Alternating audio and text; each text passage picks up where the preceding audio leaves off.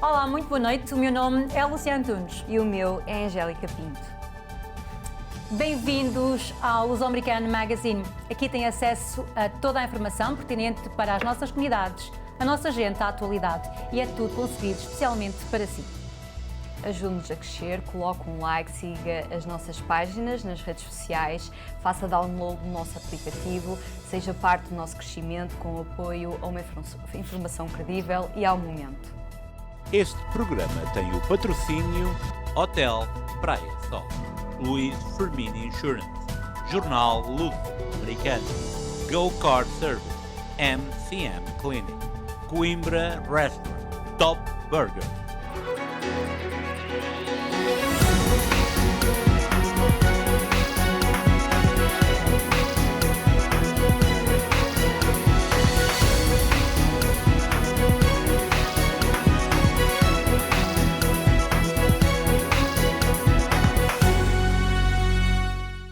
O Departamento de Justiça dos Estados Unidos anunciou na sexta-feira, dia 30 de janeiro, a abertura de uma investigação federal de direitos civis sobre a morte de Alex Pretty, o enfermeiro de 37 anos, abatido a tiros por agentes federais em Minneapolis no dia 24 de janeiro.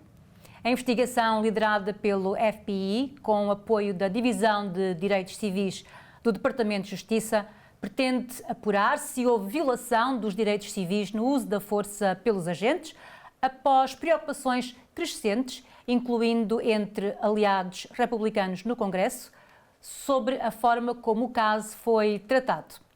Funcionários federais afirmaram que vão rever todos os elementos que possam lançar alguma luz sobre o que aconteceu nesse dia e nas semanas anteriores, examinando vídeos, ouvindo testemunhas e analisando provas documentais.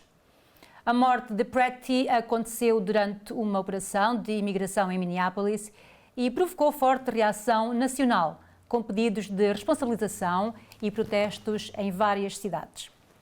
O caso segue agora sob escrutínio do FBI numa mudança em relação à abordagem inicial, que estava confinada a uma investigação interna sobre o uso da força. O czar da fronteira, nomeado pelo presidente Donald Trump, Tom Homan, afirmou esta quinta-feira, dia 29 de janeiro, que jurisdições que recusam colaborar com os serviços de imigração facilitam a atuação de criminosos e põem em perigo as suas comunidades. A declaração surge no contexto da Operação Federal de Imigração no Minnesota, que levou à morte de 2 cidadãos americanos e provocou forte polémica nacional. Homan foi enviado pelo governo de Trump a Minnesota para gerir as operações do ICE e disse que a administração não recuará nas suas ações, insistindo que continuará até o problema desaparecer, com tolerância zero para ataques a agentes federais.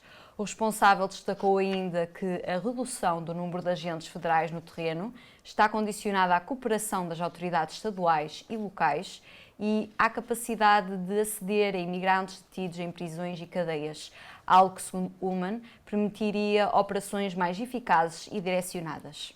A sua postura reflete a contínua tensão entre o governo federal e as autoridades locais em relação às políticas de imigração, especialmente em jurisdições que se identificam como cidades-santuário. Nos dias 30 e 31 de janeiro, centenas de ações ocorreram por todo o país em protesto contra a atuação do ICE, após a morte de pelo menos 8 pessoas ligadas às operações da agência desde o início do ano, incluindo os casos de Renee Good e Alex Pretty em Minneapolis. Os ativistas exigiram a remoção permanente do ICE e da CBP de cidades e municípios dos Estados Unidos. Na primeira ação, liderada por grupos estudantis da Universidade do Minnesota, realizou-se um shutdown nacional com a suspensão de trabalhos, aulas e comércio, apelando para o fim do financiamento ao ICE, marcando uma das maiores mobilizações contra políticas de imigração recentes dos Estados Unidos. O nosso diretor de informação, Ricky Durães, oferece-nos uma perspectiva sobre esta situação e sobre as múltiplas incidências desta crise migratória. E é mesmo, podemos dizer que esta situação migratória só tem uma terminologia que se aplica e que caracteriza tudo aquilo que está a acontecer. Falta de coragem.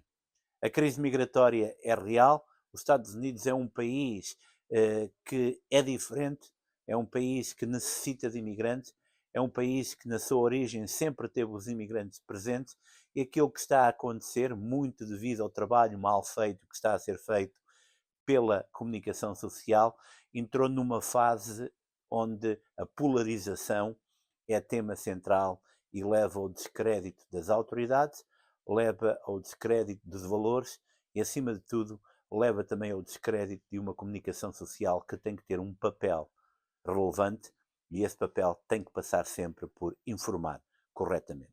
Vamos então colocar tudo em perspectiva.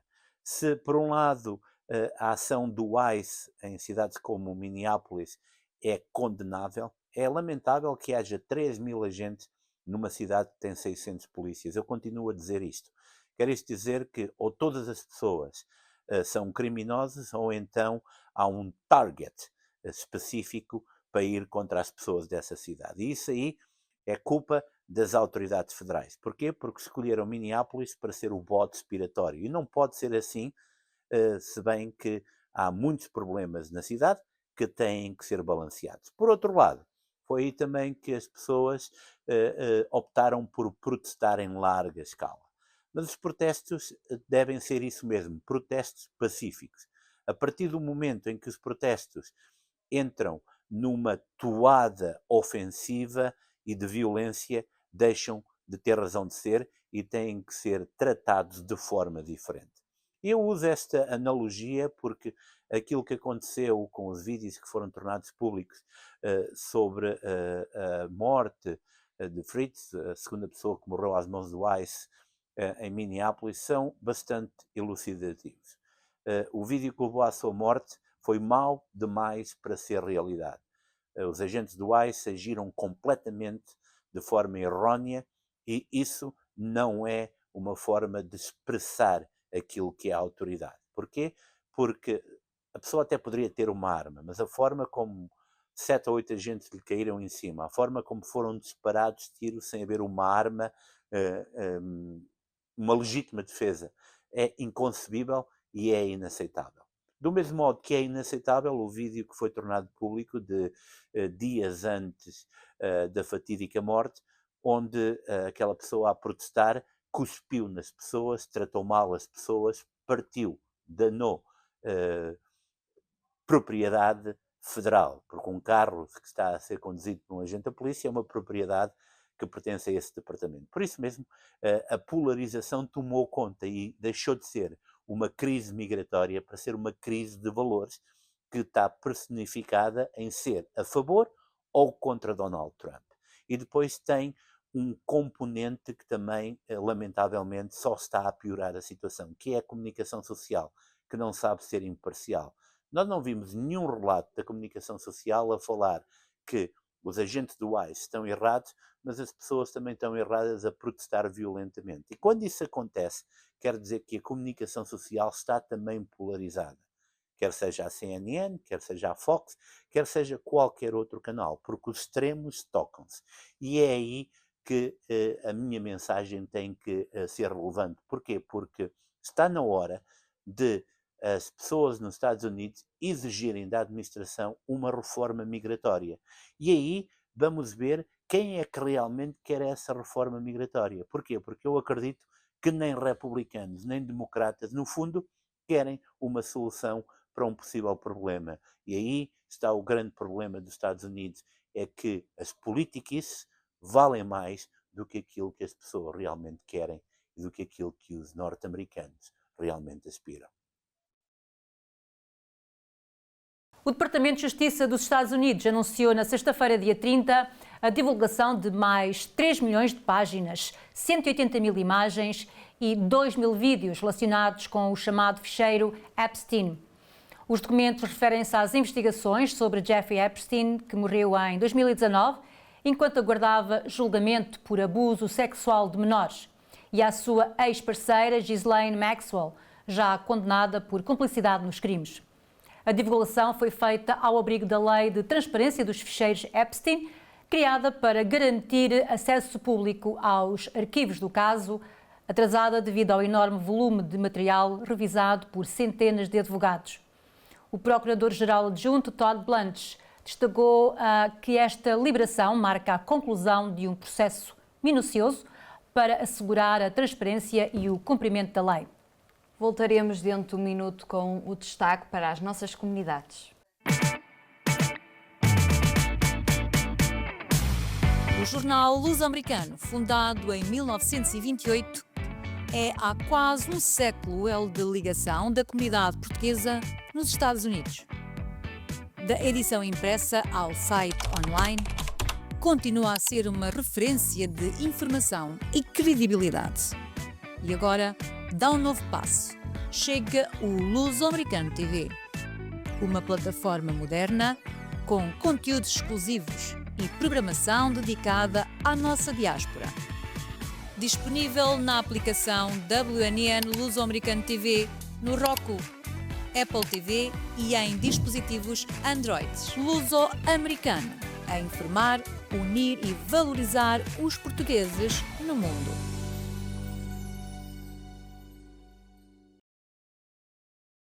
O navio-escola Sagres da Marinha Portuguesa vai realizar uma viagem histórica aos Estados Unidos em 2026, integrada nas comemorações do semi-quicentenário da independência americana no âmbito do programa oficial Operation Sail 2026, também conhecido como OPSAIL e a Sail 250 America.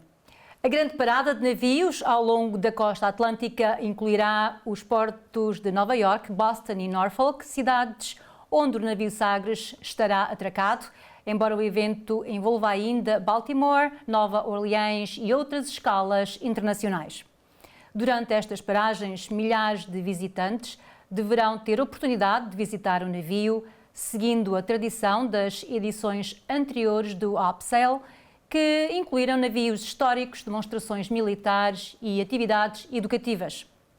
A presença do Sagres desperta sempre enorme entusiasmo junto das comunidades lusodescendentes, reforçando assim laços culturais e históricos.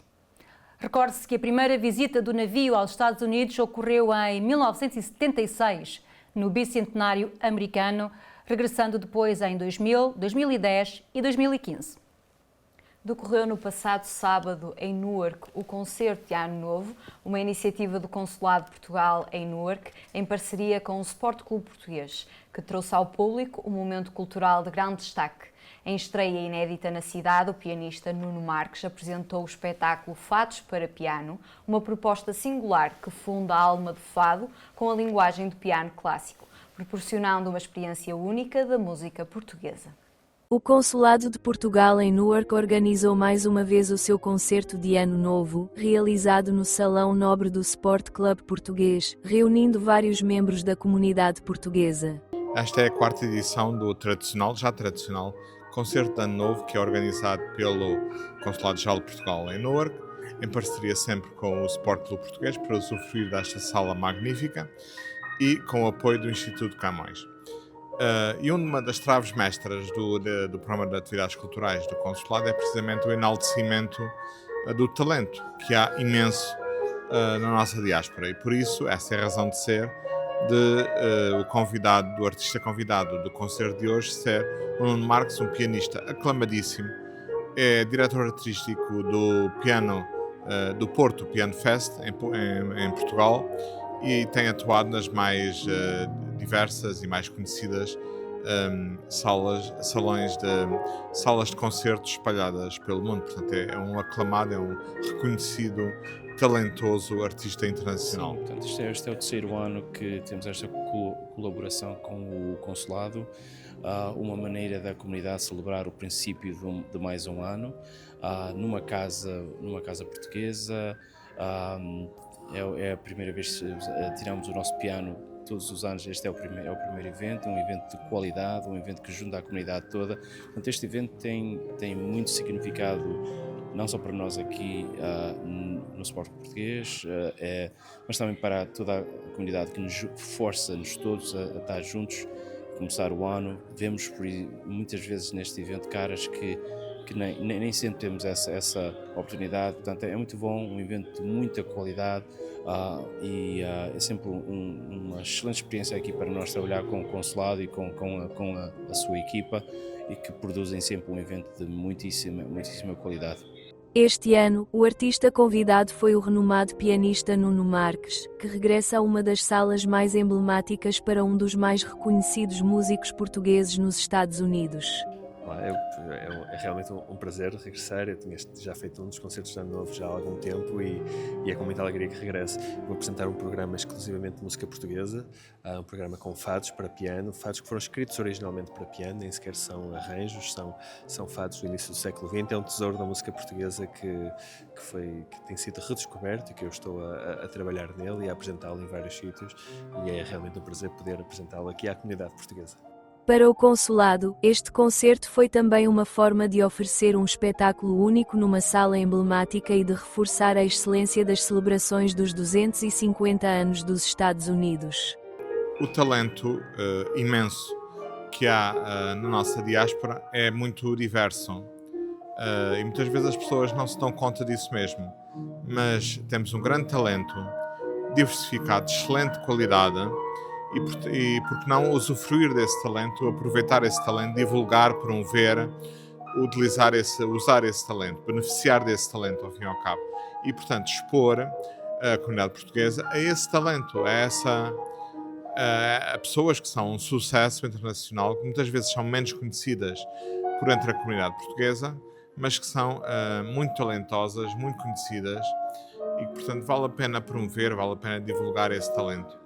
A música é uma linguagem que não tem fronteiras, nem faz tantas distinções, portanto, para mim, eu sinto-me igualmente em casa aqui, ou em Portugal, ou no Carnegie Hall, que a pressão é muita, mas é realmente um prazer poder apresentar esta música. E, aliás, a responsabilidade até é mais aqui, porque as pessoas têm como é música portuguesa, as pessoas têm isso um bocadinho mais no ouvido, e reconhecem um bocadinho mais, mesmo que não conheçam as obras especificamente, mas aquela linguagem, aquele som, conhecem, então é duplamente uma alegria. É uma parte muito importante da nossa missão. Nós queremos ser uma ponte transatlântica, e eu estou cá nos Estados Unidos já há 12 anos, portanto tenho uma parte muito importante da minha vida aqui também, e resido cá, portanto tenho muitos contactos, muitos conhecimentos, muitos amigos, muitos colegas, muita gente que eu quero que vá lá e que conheça, quero apresentar o país, quero apresentar o talento português, e ao mesmo tempo quero que as pessoas em Portugal também conheçam muito das pessoas muito boas que há cá. Então este festival surgiu também como uma forma de fazer essa ponte cultural transatlântica, mostrar o melhor de nós aos de fora, e trazer pessoas novas, pessoas interessantes para dar a conhecer em Portugal. Acho que isso é uma parte muito, muito importante da minha missão pessoal e da missão do festival, e nós tentamos juntar quase o melhor dos dois mundos, portanto a tradição europeia, a tradição que temos de música, dos espaços, da cultura, com uma forma de gestão, da forma de pensar o festival e de gerir o festival, portanto estruturalmente um pouco mais americana, mais pensada desde este lado, e tentamos fazer essa junção que tem sido com bastante sucesso que temos feito isso. Em Newark, realizou-se mais um excelente espetáculo, onde a música portuguesa brilhou pelo talento do pianista Nuno Marques.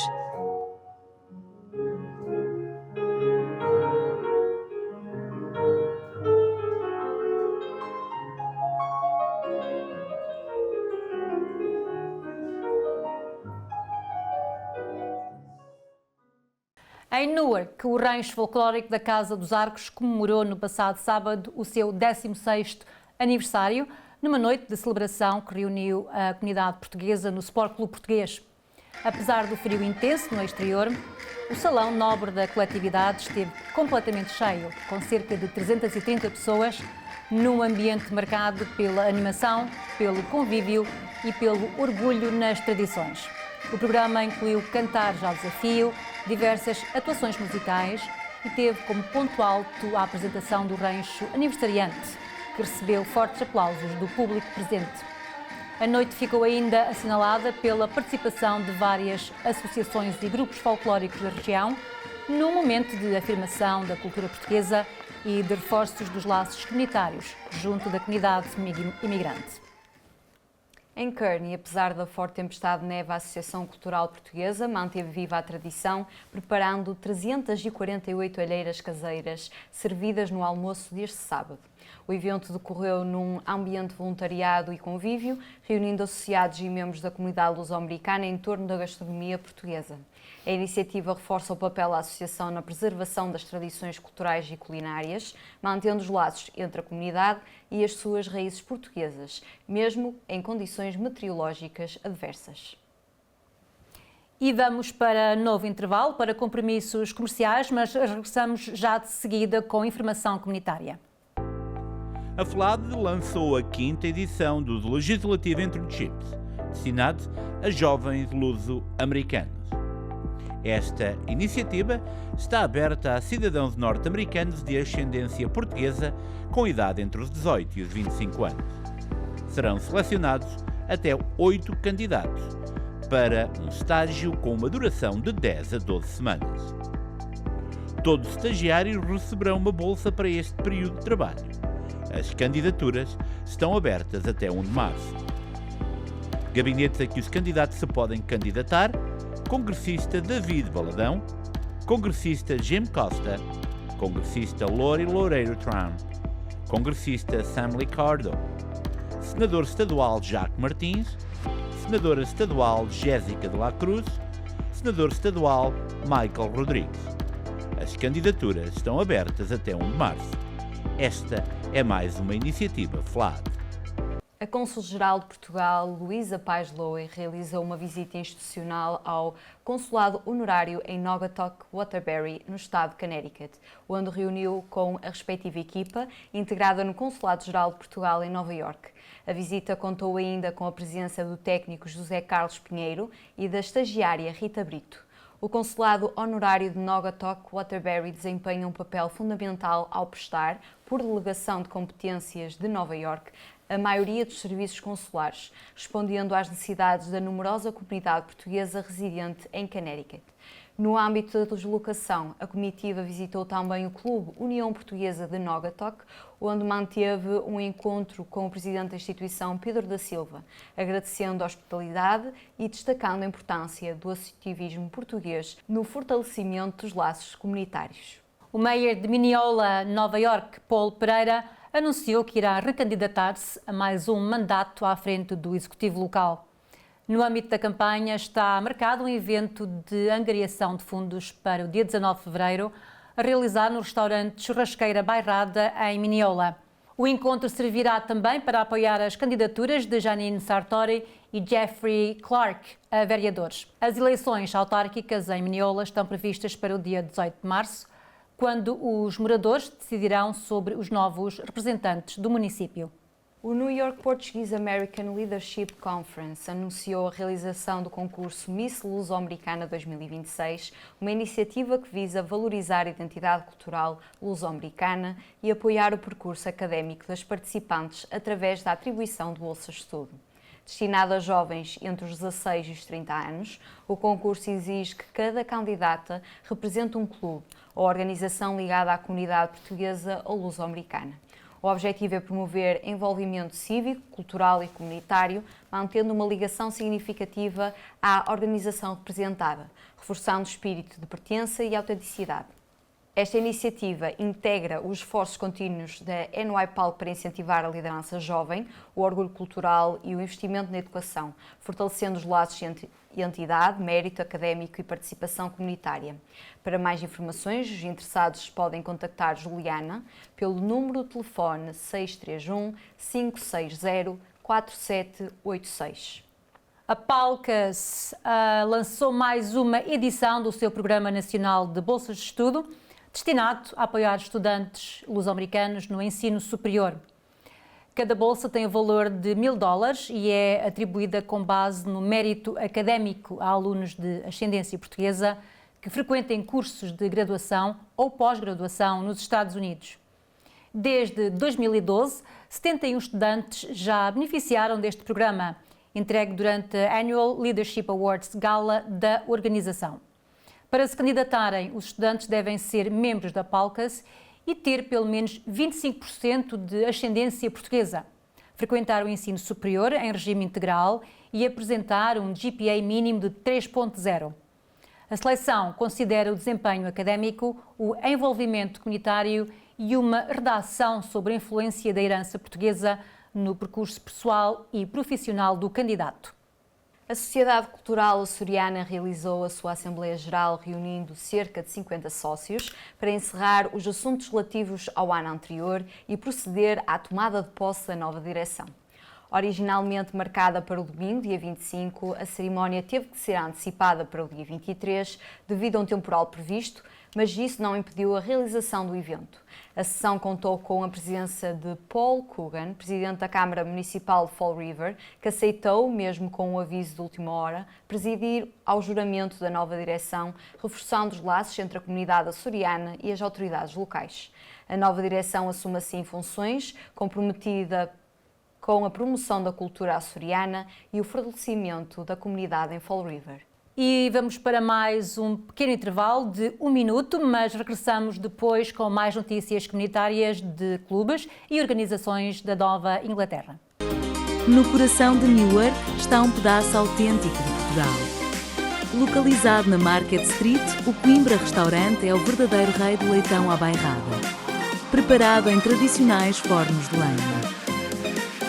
Com serviço no bar, sala e salão para eventos até 100 pessoas, aqui encontra o espaço perfeito para celebrar com amigos e família. Sabores únicos da nossa gastronomia, para matar saudades de casa.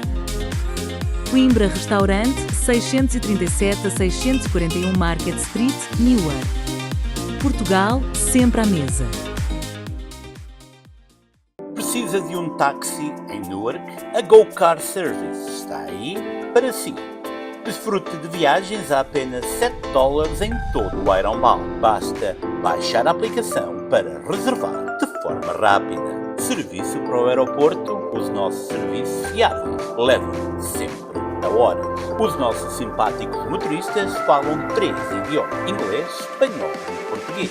Estão disponíveis para si 24 horas por dia. Escolha entre a nossa ampla variedade de veículos para satisfazer a sua necessidade.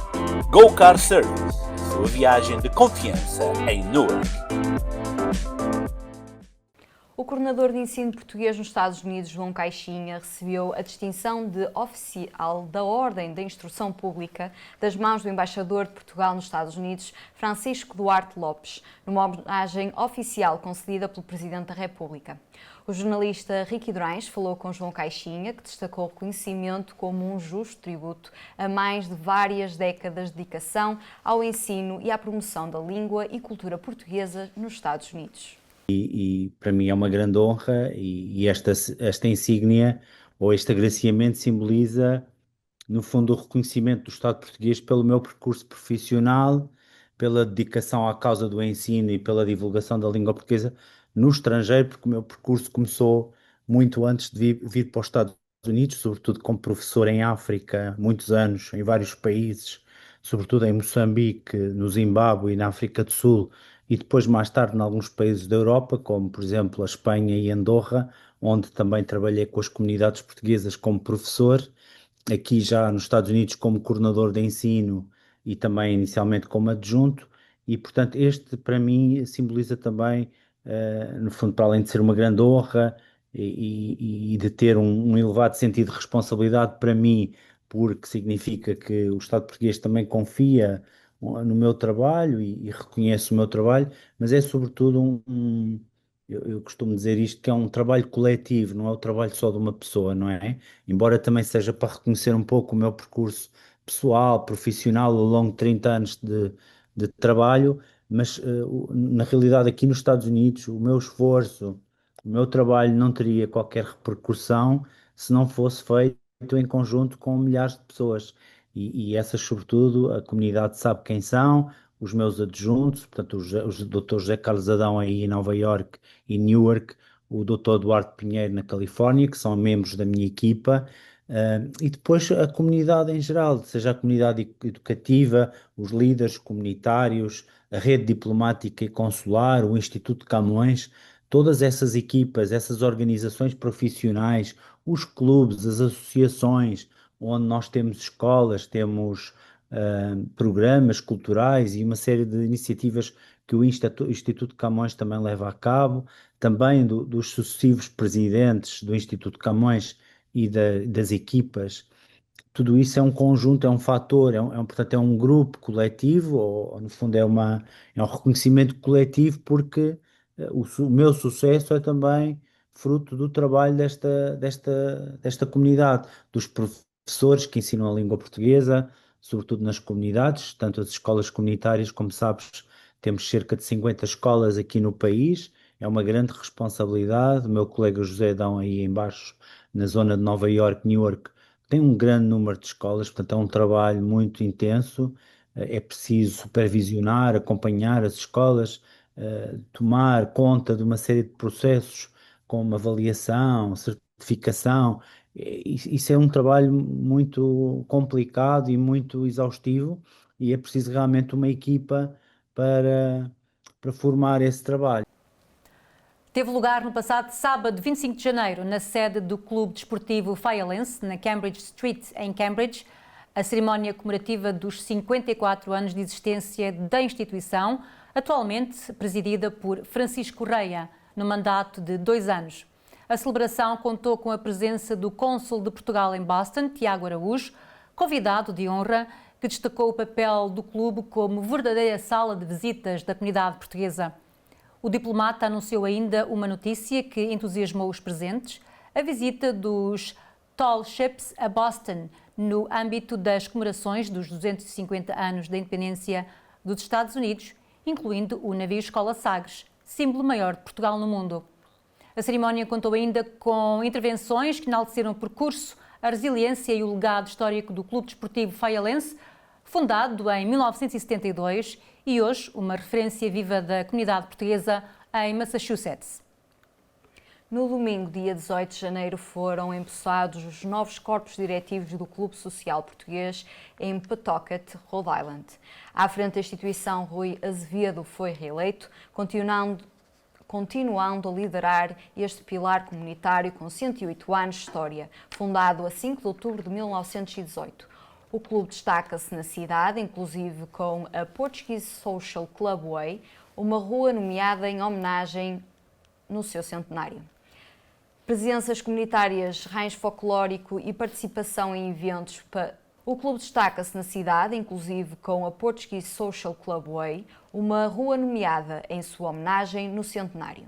Presenças comunitárias, rancho folclórico e participação em eventos como a Parada da Independência em Bristol reforçam a vitalidade da comunidade portuguesa nos Estados Unidos. Autoridades e antigos representantes como José Cesário, Rogério Medina e Paulo Tavares destacam o papel duradouro do associativismo português, valorizando o esforço de direções sucessivas e a projeção das iniciativas pela comunicação social. O Clube Social Português continua assim a ser um exemplo de tradição, cultura e participação cívica. Temos mais um pequeno intervalo, mas regressamos com mais notícias de portugueses e organizações nos Estados Unidos. Praia Sol. Charme, excelência, clima, qualidade. O melhor valor para tudo que mereces. Férias do Sonho, ponto de encontro. Entre Quarteira e Vila Moura. Praia, gastronomia, vida, momentos, tradição. Descubra seu espaço. Reviva seu mundo. Hotel Praia Sol, afinal, estamos bem perto. Chegados ao coração. Top Burger. Espetinhos variados com acompanhamento. Salgadinhos. Açaí. Sucos. Omeletes. Hambúrguer. Top Burger, a melhor de todas, na 185 Adams Street. Telefone 973-558-5227. Top Burger. A Portuguese American Civic League of Bridgeport, em Connecticut, concedeu 14 bolsas de estudo a estudantes de ascendência portuguesa durante uma cerimónia realizada no dia 18 de janeiro. O programa reconhece o mérito académico e o envolvimento cívico de jovens universitários em várias instituições norte-americanas. Segundo a presidente da Liga, Carla Monteiro, os estudantes representam o futuro da comunidade luso-americana. As bolsas foram entregues durante um jantar que reuniu mais de 300 pessoas no Vasco da Gama Portuguese Cultural Civic Center, fortalecendo os laços culturais e educativos entre a comunidade e as novas gerações. O Clube Português de Palm Coast, na Flórida, anunciou recentemente a eleição da sua nova direção, com Vítor Oliveira assumindo a presidência. A nossa equipe de reportagem conversou com o novo presidente, que destacou os planos de fortalecer a comunidade luso-americana local, promover eventos culturais e reforçar a participação dos associados nas atividades do clube. A iniciativa reflete o compromisso contínuo da organização em preservar tradições portuguesas e servir como ponto de encontro para os portugueses na região. A Universidade de Coimbra realizou uma visita à Califórnia, acompanhada pelo Cônsul-Geral Filipe Ramalheira, numa missão que reforçou os laços académicos e de inovação entre Portugal e a costa oeste dos Estados Unidos. Durante a viagem foi assinado um memorando de entendimento com a Santa Clara University, criando um quadro de cooperação nas áreas de STEM e Direito, incluindo intercâmbios académicos, investigação conjunta e projetos de inovação. Esta parceria apoia ainda a histórica relação de cidades irmãs entre Coimbra e Santa Clara, estabelecida em 1972. A delegação reuniu-se também com representantes da UC Berkeley, incluindo setores de tecnologia, empreendedorismo, estudos da língua e cultura portuguesa e direito, fortalecendo a colaboração académica e científica. O Cônsul-Geral Filipe Ramalheira destacou a importância do programa e agradeceu a professores e parceiros pelo apoio, destacando o impacto positivo desta visita para a cooperação educativa e cultural entre Portugal e os Estados Unidos. No dia de Martin Luther King, os Golden State Warriors mantiveram a sua tradição de realizar a Portuguese Heritage Night, um evento especial que reúne a comunidade luso-americana durante um jogo de NBA.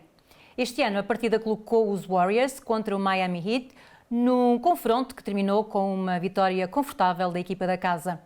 O evento proporcionou aos fãs lusos a oportunidade de celebrar a cultura portuguesa num ambiente animado e festivo. A organização contou com o apoio do Golden State Warriors e do Lusitano Club of California, que ajudaram a tornar esta noite memorável, fortalecendo assim os laços entre a comunidade portuguesa e o desporto profissional dos Estados Unidos. E vamos agora para mais um espaço comercial. Voltamos com a informação de Portugal e do mundo. De Newark para a MCM Clinic, Braga. A Dona Celeste, que já realizou os implantes e as próteses provisórias, vem hoje colocar o trabalho final, que são as próteses definitivas. Mais um caso de sucesso, mais um sorriso novo e bonito na MCM Clinic. Dona Celeste, já com o trabalho final, os seus dentes definitivos. Obrigado por ter confiado na MCM Clinic. Associações, autarquias e empresas de várias regiões de Portugal estão a organizar iniciativas de solidariedade para apoiar o distrito de Leiria, fortemente afetado pela depressão Christian, que causou inundações, queda de árvores e interrupções de serviços essenciais. A Câmara Municipal de Leiria instalou um ponto de recolha na cave do Pavilhão dos Pousos, aceitando alimentos não perecíveis, produtos de higiene, lonas e plásticos para proteger coberturas danificadas. O município da Marinha Grande recolhe colchões, mantas e cobertores no pavilhão Nery Capucho, enquanto o Pedrógão Grande solicita lonas e materiais de cobertura no armazém municipal. Enquanto decorrem operações de limpeza e reparação de postes de eletricidade, muitos moradores permanecem sem água, sem eletricidade e sem comunicações. Além da entrega de bens, os municípios promovem ações de voluntariado para limpar ruas e espaços públicos. A tempestade provocou pelo menos 5 mortos e várias vítimas de trauma. O Instituto Português do Sangue e da Transplantação apelou à solidariedade dos dadores nas áreas metropolitanas de Lisboa, Porto e Coimbra para doação urgente de sangue. A nossa equipa esteve no epicentro das operações de limpeza e falou com responsáveis em Leiria. Agora estamos no terceiro, quarto dia depois da loucura que vivemos naquela noite. As coisas agora estão aparentemente mais calmas na cidade. Nós estamos neste momento a fazer uma ação de limpeza. Estou aqui no sítio emblemático que é o Jardim Luís de Camões. No fundo era o jardim, porque ele desapareceu, porque se eu der aqui a volta praticamente ficou sem árvores. Hoje estão centenas ou milhares de pessoas que vieram de todo o país ajudar na limpeza da cidade. Encontramos, eram 9 da manhã de Portugal, aqui junto ao estádio, e fizemos uma série de equipas, são à volta de 20 equipas que estão espalhadas pela cidade, e estamos a recolher os detritos. Neste momento, eu posso mostrar, estão aqui alguns a juntar tudo o que é lixo que andou pelos ares. Estamos a juntar tudo e depois vêm as equipas com os caminhões buscar. No fundo, hoje está sol. Foi bom para isto, mas já é a previsão da manhã, o estado de tempo piorar bastante, amanhã e segunda-feira, com ventos bastante fortes, e vamos ver o que é. Mas aqui aparentemente está bem, mas é uma calma esquisita, porque nós aqui em Leiria, eu, por exemplo, em minha casa eu não tenho água e luz desde que aconteceu, há 3 dias, e eu vivo praticamente no centro da cidade de Leiria, na chamada Nova Leiria. Mas nós ainda não somos os que estão, é o que eu digo, eu não sou o que estou pior, porque há pessoas que estão sem telhados nas casas. A zona envolvente da cidade de Leiria está irreconhecível também, há muita gente a passar mal, há pessoas que não têm telhados nas casas. Neste momento a maior parte das casas não tem água, não tem luz, em que se torna, passar 3 dias é extremamente complicado. No fundo já não é viver, é sobreviver neste momento que estamos. Aquilo que eu tenho notado, eu tenho andado desde o primeiro dia na rua a tentar ajudar quem precisa, e há um esforço sobre-humano do pessoal de Leiria e que está, e dou desde já o meu agradecimento, por exemplo, ao município de Leiria, que tem sido incansável. Eu acho que aquilo que se nota é que acho que ainda Portugal, tudo fora de Leiria, as pessoas que estão fora de Leiria ainda não perceberam a realidade que aconteceu aqui, porque é extremamente grave o que aconteceu aqui. Ainda há pouco estava a falar com pessoas que vieram do Porto, de Viana do Castelo, de Braga, que estão a ajudar nas limpezas, e a primeira coisa que eles me disseram foi: Sérgio, aquilo que a gente vê na televisão não mostra 10% do que é isto. Eles vinham, diz que na estrada deste Pombal até Leiria, e que é surreal. Não há uma árvore de pé, praticamente. As casas estão completamente destruídas, não há telhados. Há pessoas que neste momento estão a dormir à chuva, não é? Tem sido aqui a tentar arranjar oleados para tapar as casas. A indústria está caótica. Na Marinha Grande, a zona industrial praticamente desapareceu, completamente destruída. Leiria uma grande parte. As fábricas foram abaixo, as máquinas estão à chuva, ou seja, estamos a falar que ainda há poucos anos ardeu o Pinhal aqui e que foi horrível. Aqui parece que caiu uma bomba. Este é um cenário de guerra, é mesmo um cenário de guerra que aqui na zona de Leiria está a acontecer. Aquela noite eu estava em casa, não é? Nós recebemos os alertas dos ventos fortes. Eu acho que, isto é a minha opinião, vale o que vale, porque é muito bonito nós vermos pessoas sentadas na televisão a dar a opinião deles, até inclusive a dizer que as pessoas de Leiria devem estar em teletrabalho. Nós temos comunicações agora e estão sempre a falhar. Como é que alguém sem água, sem luz, sem comunicações pode estar em teletrabalho? Eu acho que, desculpem-me o termo, é levantarem o rabinho e virem ver aqui. Eu ontem, digo sinceramente, fiquei um pouco chocado ontem. Nós tivemos a visita do nosso Presidente da República, ele veio à noite a Leiria. Veio à noite não consegue ver a dimensão, vê pela televisão. Eu acho que... nós sempre fomos, a Leiria e os portugueses sempre fomos aquelas pessoas que quisemos ajudar todos e ajudamos todos em todo o mundo e desde a primeira hora tivemos. Mas acho que se estão a esquecer de Leiria e não têm, no fundo, a percepção real do que está a acontecer em Leiria. Neste momento nós somos muito resilientes, foi como eu disse há bocado, eu desde a primeira hora estou sem água e sem luz em casa e a minha garagem está inundada. Mas eu não estou aqui, estou a ajudar, estou nas limpezas, parei agora para estar a conversar com vocês, estou a ajudar nas limpezas, mas vejo também muita gente com o rabinho sentado a reclamar porque o Presidente da Câmara não vai lá meter a telha à casa. Epá, nós temos que fazer, temos que ser nós a fazer também agora aqui, mas precisamos de muita ajuda aqui em Leiria, essencialmente a indústria vai precisar de muita ajuda para se reerguer. Ali na zona das Meirinhas, a indústria 98% está destruída. As empresas estão completamente destruídas. Estima-se que só o prejuízo na zona das Meirinhas, na zona industrial, ascende a mais de 500 milhões de euros. Não estamos a falar de 1 milhão, 2 milhões, 500 milhões. Estamos a falar da principal indústria que é o motor da indústria em Portugal. E tudo isto vai trazer grandes consequências a todos nós, aos trabalhadores. Eu sou de Marrazes, Leiria, que é quem está de Marrazes. Eu fui lá e tenho ido ver se os meus pais estão bem, porque os meus pais já têm uma certa idade, é preocupado também com o bem-estar deles. E aquilo que eu noto, eu vejo cenários apocalípticos. É surreal. Eu hoje estou mais calmo, mas até ontem o meu estado normal era passar e chorar, porque vermos onde crescemos, vermos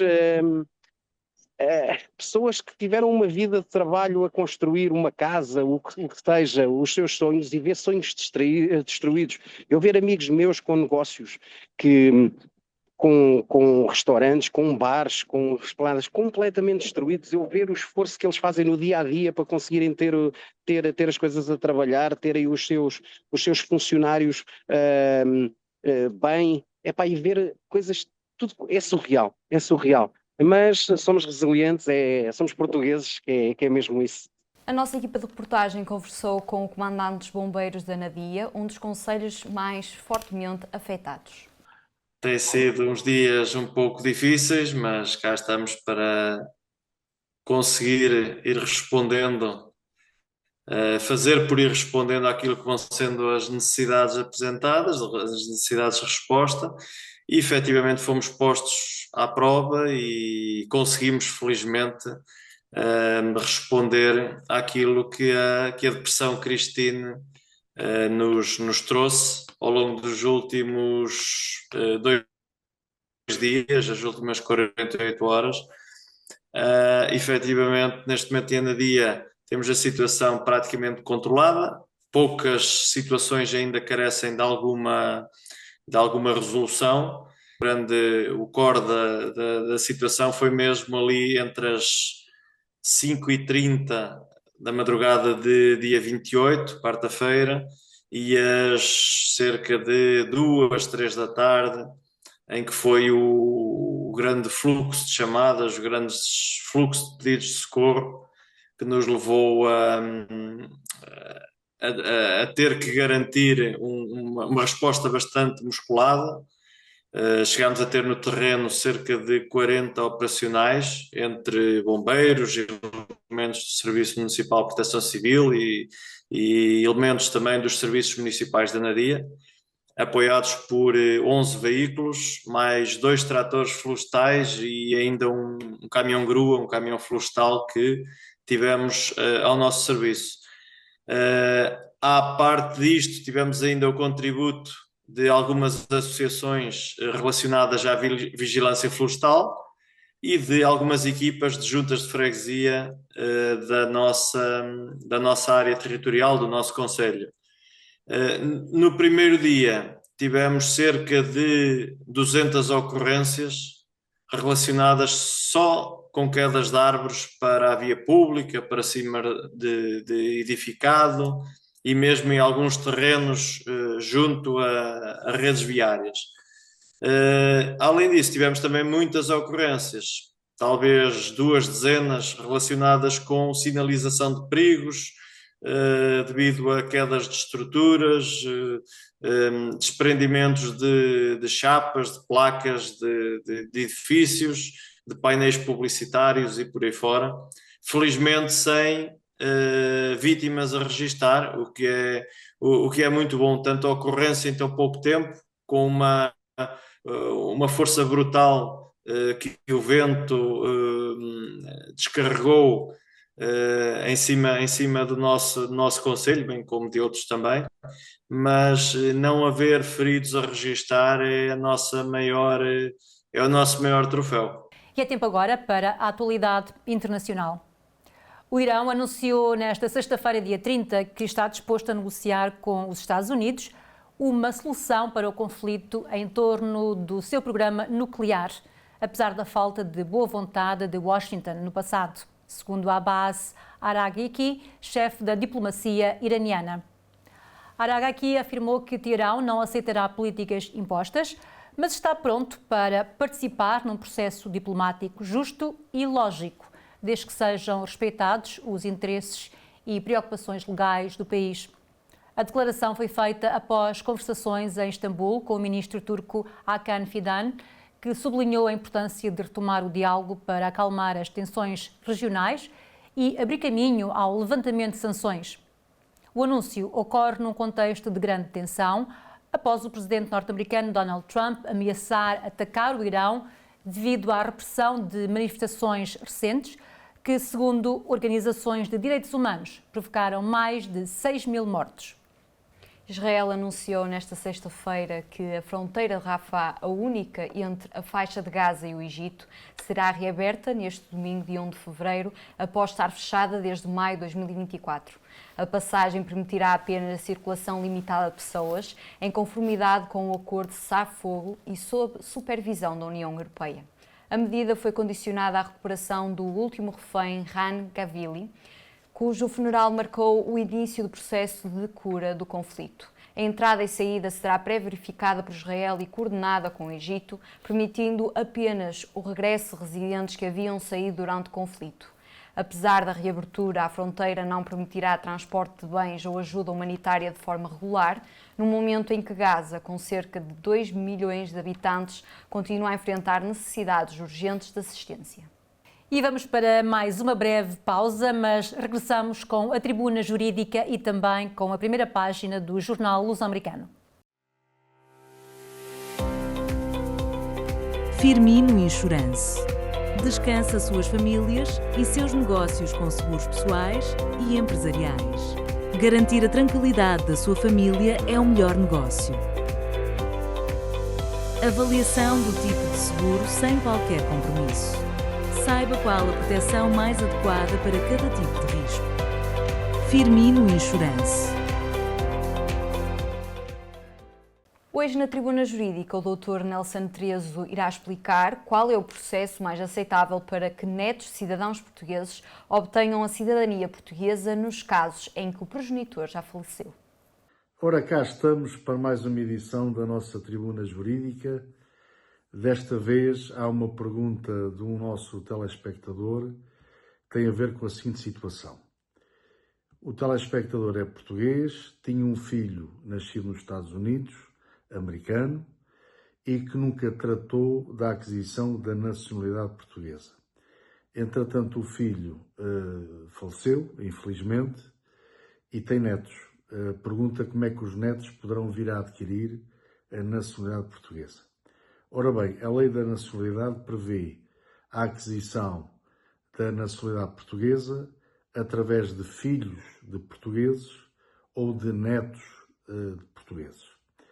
Como infelizmente o filho já é falecido e não chegou a ser português, porque mesmo falecido os netos deste telespectador teriam direito à nacionalidade portuguesa por parte ou por intermédio do pai, mesmo falecido, mas como o pai infelizmente nunca chegou a ser português, nunca teve o registro de nascimento português, então os netos poderão adquirir a nacionalidade portuguesa através dos avós paternos.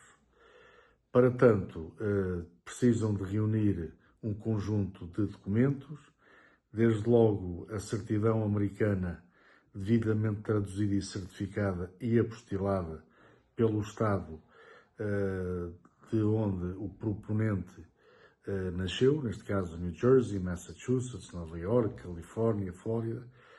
Portanto, depende do Estado onde o candidato, digamos, a ser português, tenha nascido.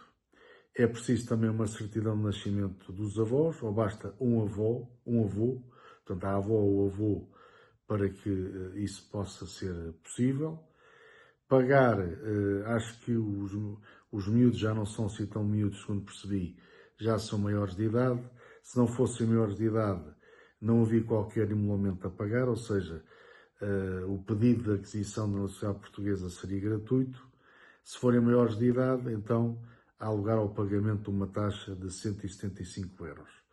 Portanto, reunindo estes documentos, poderão os netos desse senhor que é português poderem vir a ser portugueses. Como é que poderão tratar da aquisição da nacionalidade? Ou através do consulado de Portugal mais próximo, ou através da plataforma digital que o governo tem à disposição, ou através de um advogado que possa efetivamente tratar do caso. Espero ter sido suficientemente esclarecedor. Caso não tenha conseguido sê-lo, então cá estarei para a semana para responder a todas as vossas questões e esclarecer aquilo que for necessário esclarecer. Até lá, fiquem bem, muita saúde. E vamos agora para a primeira página da edição de fim de semana do Luso-Americano com Henrique Mano, editor do jornal. Na edição de 30 de janeiro do jornal Luso-Americano, o grande destaque é para o mau tempo em Portugal. A depressão Kristen acaba por fazer com que o governo português declare situação de calamidade decretada até 1 de fevereiro, em pelo menos 60 municípios. Mais informação sobre este assunto nas páginas interiores. Por outro lado, ainda em relação às eleições presidenciais, o PSD e o CDS chumbaram uma resolução apresentada pelo Chega que exigia informação clara nos consulados de Portugal. Destaca ainda na primeira página para a circulação do PAT, que vai ser suspensa em 3 estações no final do mês de fevereiro, incluindo a de Harrison. Na área cultural, uma peça de teatro portuguesa vai passar pelo prestigiado palco do National Theatre em Londres, na Inglaterra. Em declarações prestadas à imprensa em Portugal, António José Seguro opina que os portugueses não são extremistas e perceberam diferença face à aventura. Nas páginas de desporto, Portugal na rota de recuperar 3 equipas na Champions e outros temas a ler nesta edição do Jornal Luso-Americano. Vamos agora para a agenda comunitária.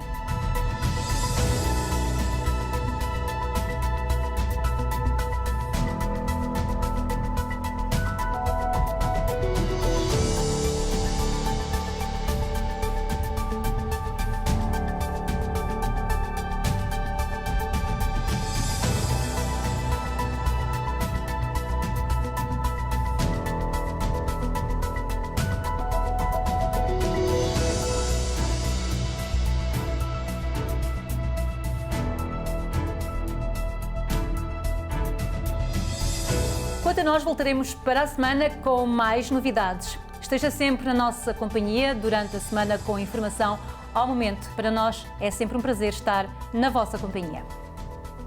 Boa noite. E até para a semana, mas continue connosco, partilhe as nossas novidades e façam like.